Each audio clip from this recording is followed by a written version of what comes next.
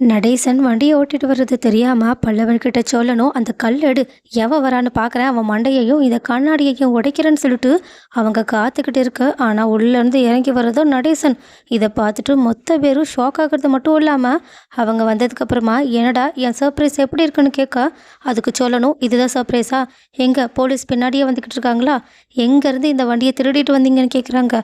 நடேசனும் என்னடா பொசுக்குன்னு திருடிட்டு வந்துட்டேன்னு சொல்லிக்கிட்டு இருக்கேன், இங்கே பாரு இந்த கார்டை பாருன்னு சொல்லிட்டு நடேசன் டிரான்ஸ்போர்ட் சர்வீஸ் அப்படின்ற ஒரு சர்வீஸை நான் ஸ்டார்ட் பண்ணியிருக்கேன். இதுதான் என்னோட பிஸ்னஸ். இது மூலயமா சேரனோட கல்யாணத்துக்கு தேவையான எல்லாத்தையும் நான் எப்படி சேர்க்குறேன்னு மட்டும் பாருன்னு சொல்ல, பல்லவனும் உடனடியாக காலையிலேயே போதை போட்டாங்கன்னு நினைக்கிறேன். போதையில் எங்கேயோ போய் வண்டியை திருட்டிட்டு வந்திருக்காங்க.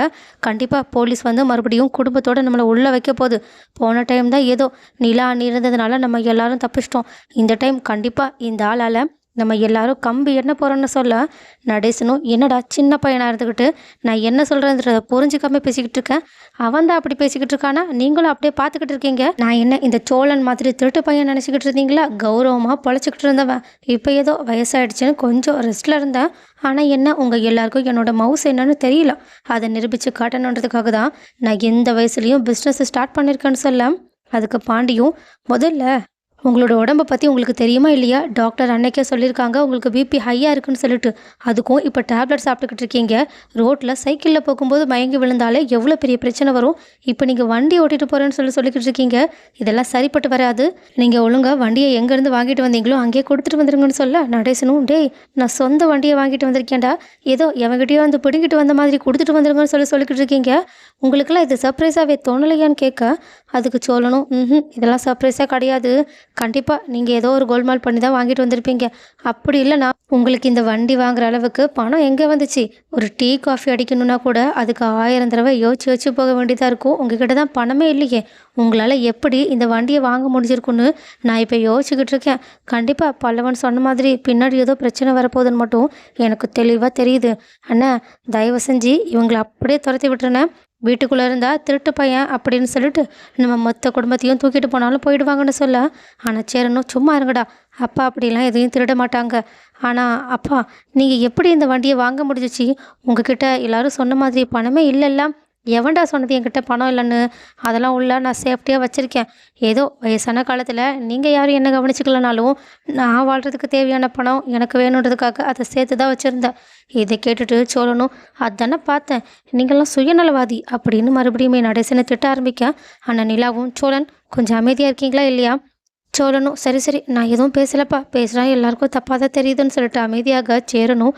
ஆனாலும் பாண்டி சொன்ன மாதிரி உங்களுக்கு இப்போ உடம்பு சரியில்லைல்ல, நீங்கள் இந்த வயசில் இப்படியெல்லாம் பண்ணுறது சரிப்பட்டு வராதுன்னு சொல்ல, ஆனால் நடேசனும் அட எல்லாம் எவனை எடுத்தாலும் வாய்க்கு வந்ததை சொல்லிக்கிட்டு இருக்கீங்க, சரிப்பட்டு வராதுன்னா நான் என்ன சும்மா வெட்டியாக உட்காந்து சாப்பாடு சாப்பிட்டுக்கிட்டு இருக்கடா, ஏன் இப்போவே இந்த வயசுலேயே இவன் இப்படியெல்லாம் பேச ஆரம்பிச்சிட்டானா, அதுக்கப்புறம் அவனுக்குன்னு தனியாக குடும்பம் அது இதுன்னு வர ஆரம்பிச்சிச்சுன்னா கண்டிப்பாக என்னை கை கழுவி விட்டுருவானுங்க, அதனால தான் நானே என்னோடய பிஸ்னஸை எடுத்துக்கிட்டேன்னு சொல்ல, ஆனால் சேரணும் என்னப்பா இப்படியெல்லாம் பேசிக்கிட்டு இருக்கீங்க, என் மேலே குடும்பம் உங்களுக்கு நம்பிக்கை இல்லைன்னு கேட்க, நடேசனும் இங்கே பாரு நான் இதை எடுத்ததுக்கான முக்கியமான காரணமே நீ தான், ஏன்னா எப்படியாவது இந்த வட்டியை வச்சு நான் நிறைய பணத்தை சம்பாதிச்சு உனக்கும் சந்தாவுக்கும் கல்யாணத்தை பண்ணி வைக்கணுன்ற முடிவோடு தான் இந்த விஷயத்தில் இறங்கியிருக்கேன்னு சொல்ல, இதை கேட்டுட்டு சோழனும் ஆமாம் இவர் அப்படியே 25 லட்ச ரூபா பணத்தையும் 30 பவுன் நகையையும் இந்த வண்டியை ஓட்டியே சம்பாதிக்க போகிறாங்களான்னு கிண்டல் பண்ண, இதில் கடுப்பான நிலாவும் கொஞ்சம் அமைதியாக இருக்கீங்களா சோழன், உண்மையை சொல்லப்போனால் அங்கிள் பண்ண விஷயம் எனக்கு எவ்வளோ இன்ஸ்பைரிங்காக இருக்குது தெரியுமா,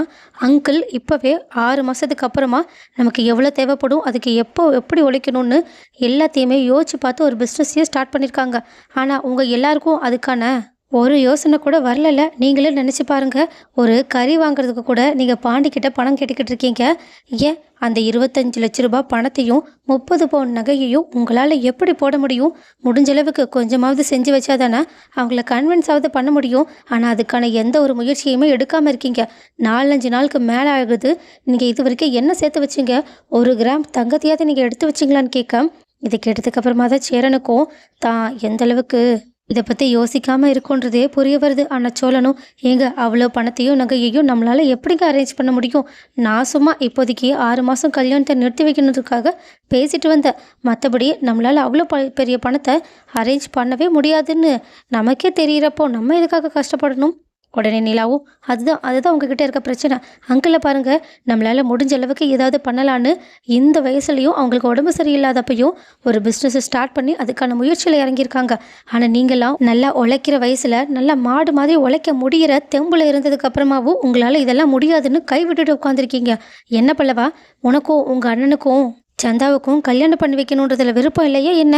எதுக்காக வீட்டு செலவெல்லாம் அப்படி பண்ணிக்கிட்டு இருக்கேன்னு சொல்லிட்டு ஒரு உரிமையில தான் எல்லா விஷயத்தையுமே நிலா தன்னையும் மறந்து சொல்லிக்கிட்டு இருக்காங்க. பட் இது எல்லாத்தையுமே சொல்லி முடிச்சதுக்கு அப்புறமா தான் நிலாவுக்கே ஸ்ட்ரைக் ஆகுது. ஐயோ, நம்ம கொஞ்சம் ஓவராக தான் பேசிட்டோமோன்னு சொல்லிட்டு சாரி.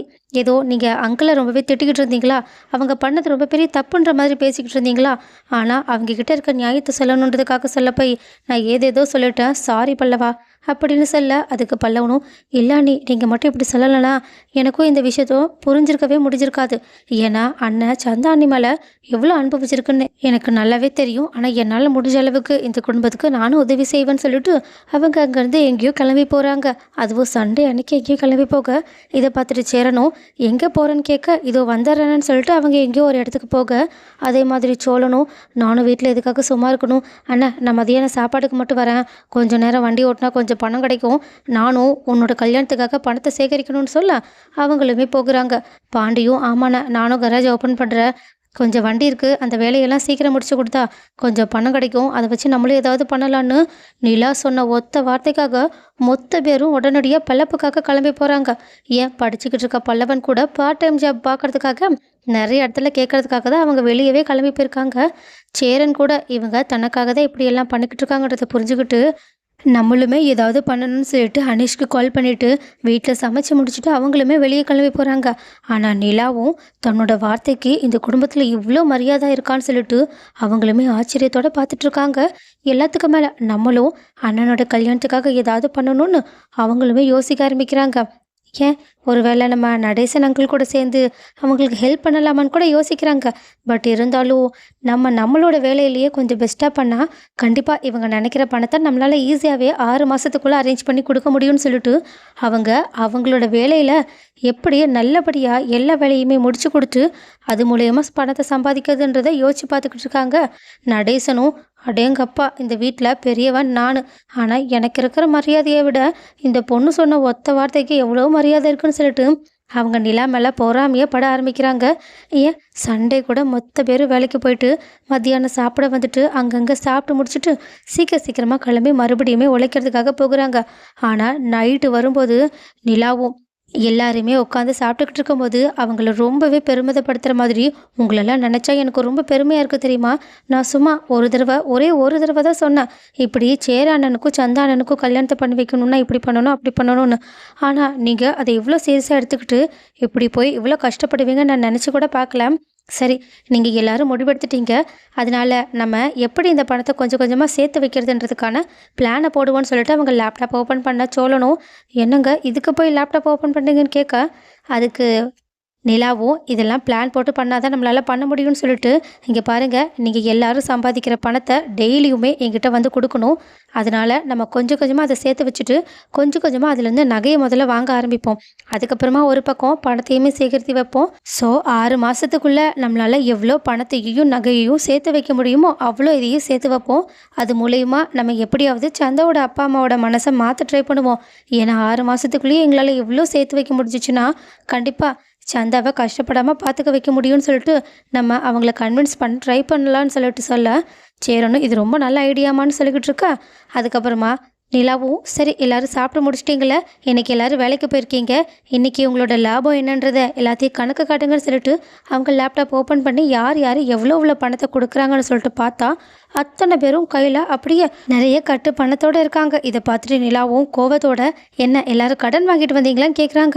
அதுக்கு எல்லாருமே அட ஆமாம், எப்படி நிலா உனக்கு தெரிஞ்சிச்சுன்னு சொல்லிட்டு சோழன் கேட்க, அவங்க கோவத்தோட இங்கே பாருங்கள், கடன் வாங்கினா ஒன்றும் நம்மளால் இது எல்லாத்தையும் பண்ணிட முடியாது, நம்ம கடனாளியாக தான் இருக்க முடியும், அதனால் நமக்கு தான் ரொம்ப பெரிய கஷ்டம், அதனால் தயவு செஞ்சு கடன் வாங்கணுன்ற நினைப்பை குழி தோண்டி பதிச்சிருங்க.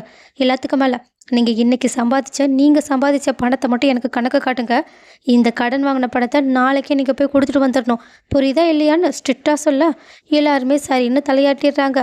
ஆனால் இப்படி நிலா சொல்கிறது எல்லாத்துக்குமே எல்லாருமே ரொம்பவே பொலைட்டாக சரி சரின்னு சொல்லிட்டு தலையாட்டிக்கிட்டே இருக்கிறத பார்த்துட்டு நடேசனுக்கும் ஏதோ அவங்களோட மனைவியே ஒரு குடும்ப தலைவி ஸ்தானத்துலேருந்து தன்னோட கடமைகளை பார்த்தா எப்படிலாம் இருக்கும்னு சொல்லிட்டு யோசிச்சு பார்த்துக்கிட்டு நிலாவை பார்த்து பெருமைப்பட்டுக்கிட்டு இருக்காங்க.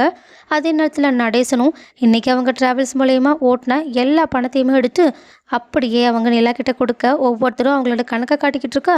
இதில் ஒரு முக்கியமான விஷயத்த பல்லவனும் பண்ணுறாங்க. அவங்களுமே பணத்தை எடுத்து நீட்டுறாங்க. இதை பார்த்துட்டு எல்லாருமே ஷாக்கிங் கூட நீயும் வேலைக்கு போனியான்னு கேட்க, அதுக்கு ஆமாம் சேரண்ணனுக்கு நான் உதவி பண்ணாமல் எப்படி, நான் மற்ற நாள்லாம் படிச்சுக்கிறேன், இந்த சனி ஞாயிறு மட்டும் எனக்கு டைம் கிடைக்குது இல்லை, அதனால தான் வேலைக்கு கேட்டு வச்சுருக்கேன், இதுக்கப்புறமா எனக்கு சனி ஞாயிறு அப்போ நிறைய சம்பளத்தை கொடுப்பாங்கன்னு சொல்லிட்டு அவங்களுமே சந்தோஷத்தோடு அந்த பணத்தை எடுத்து கொடுக்க இது எல்லாத்தையுமே நிலா நோட் பண்ணி எழுதி வச்சுக்கிட்டு இருக்காங்க. ஸோ இவங்க கொஞ்சம் கொஞ்சமாக சிறுகு சிறுகு சேமித்து வச்சாலும் கண்டிப்பாக அவ்வளோ பெரிய தொகையையும் அவ்வளோ விஷயத்தையும் பண்ணுறது ரொம்ப பெரிய கஷ்டம். பட் இருந்தாலும் இவங்களோட முயற்சி எந்த அளவுக்கு போகுதுன்றதை பொறுத்திருந்து பார்க்கலாம். முக்கியமாக இப்போ பாண்டிக்கோ வானதியோட தொல்லையே இல்லை, அதனால் அவங்க நல்லபடியாக உழைப்பாங்க. ஆனால் அங்கேயோ வானதி கோவத்தில் எதேதோ பேசிட்டு வந்துட்டோம், எவனும் நம்மளை திரும்பி கூட பார்க்க மாட்டேங்கிறான். அதுவும் அந்த பாண்டி இருக்கானே, அவன் நம்மளை கண்டுக்கவே மாட்டேங்கிறான். ஏதோ நமக்காக தான் அவங்களோட வீட்டில் இருக்கவங்கள வச்சு பேச சொன்னான்னு சொல்லிட்டு பார்த்தா இவ்வளோ நாள் ஆகியும் அவன் நம்மக்கிட்ட பேசக்கூட ட்ரை பண்ணலையேன்னு சொல்லிட்டு அவங்க கடுப்பின் உச்சத்தில் இருக்காங்க. ஏன் அவங்களுக்கு மாப்பிள்ளை பார்த்துக்கிட்டு இருக்க அவங்களோட குடும்பத்தில் இருக்கவங்களும் ஏதோ ஒரு மாப்பிள்ளை கிடச்சா போதுன்ற அளவுக்கு பார்த்துக்கிட்டு இருக்காங்க. ஏன்னா இந்த வானதி எப்போனாலும் மனசை மாறிடுவான்னு அவங்களுக்குமே தெரியும். ஸோ வானதிக்கு எப்போ தான் கல்யாணம் நடக்க போகுது, இப்போது சேரனுக்கும் சந்தாவுக்கும் கல்யாணத்தை பண்ணி வைக்கிறதுக்காக அவங்களோட குடும்பத்தில் இருக்கவங்க எப்போ தான் எல்லா நகையையும் பணத்தையும் சேர்த்து வைக்க போகிறாங்க, இது எல்லாமே எப்போ நடக்க போகுதுன்றதை பொறுத்திருந்து பார்க்கலாம்.